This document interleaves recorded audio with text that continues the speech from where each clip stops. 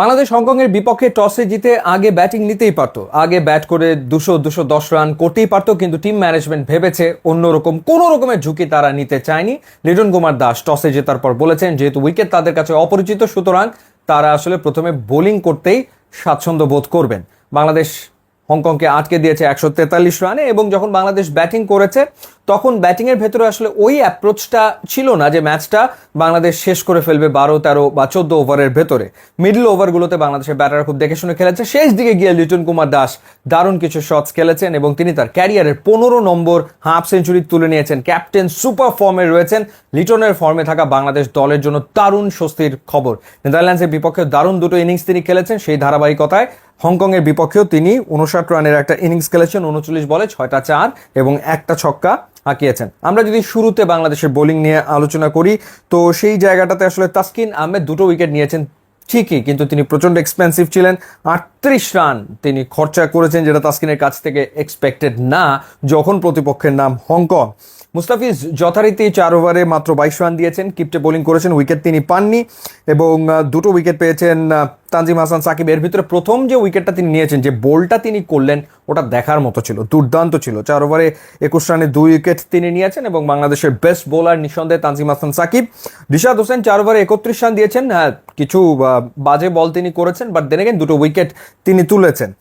জবাব দিতে নেমে যেটা হয়েছে যে পারভেজ হোসেন ইমন শুরু থেকে সেই অ্যাটাকিং মেজাজটা দেখানোর চেষ্টা করেছেন। 14 বলে 19 রান তিনি করেছেন। বা তানজিদ হাসান তামিম, তিনি আজকে টাচে ছিলেন না, সেটা বলতে পারি আমরা। 18 বলে 14 রান।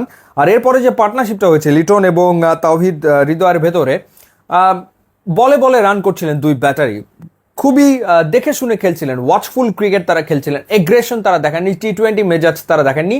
ম্যাচ জেতাটা জরুরি ছিল এবং সেই লক্ষ্যে তারা ব্যাট করেছেন এবং তাওহিদ হৃদয় 36 বলে 35 রান করেছেন, অর্থাৎ 97.22 স্ট্রাইক রেটে তিনি ব্যাট করেছেন এবং একটা 4 তিনি হাঁকিয়েছেন। এখন যে ব্যাটিংটা হংকংয়ের বোলিংয়ের এগেনস্টে তাওহিদ হৃদয় করলেন, এই ব্যাটিং যদি আফগানিস্তানের বিপক্ষে বা শ্রীলঙ্কার বিপক্ষে বা পরবর্তী সময় বাংলাদেশ যদি সুপার 4-এ যায়, তখন ইন্ডিয়া বা পাকিস্তানের বিপক্ষে করলে কি চলবে, সেই প্রশ্নটা আসলে উঠেই যায়। তো সেই ক্ষেত্রে আসলে নাম্বার 4 পজিশনে তাওহিদ হৃদয় বিবেচিত হবেন না। সেখানে টিম ম্যানেজমেন্ট কি চিন্তা করবে সেটা তো আমরা সামনের সময়গুলোতে বুঝতেই পারবো। আর বলছিলাম যে বাংলাদেশ আসলে ফোকাসড ছিল, ম্যাচ জিততে হবে, কোনো রকমের রিস্কে যাওয়া যাবে না। এবং সেটা আমরা যদি স্ট্যাটের দিকে তাকাই, মানে সেইখানে ছক্কার সংখ্যায় কিন্তু হংকংয়ে গিয়ে হংকং 5টা ছক্কা মেরেছে, বাংলাদেশ মেরেছে মাত্র 2টো ছক্কা। 4 মেরেছে হংকং, 8টা বাংলাদেশ মেরেছে 10টা। যেই জায়গাটাতে বাংলাদেশ এগোনো ছিল সেটা হচ্ছে ডট বলস 43% খেলেছে হংকং, বাংলাদেশ এই জায়গাটাতে 34% ডট বল খেলেছে, অর্থাৎ ডট বল বাংলাদেশ কম খেলেছে।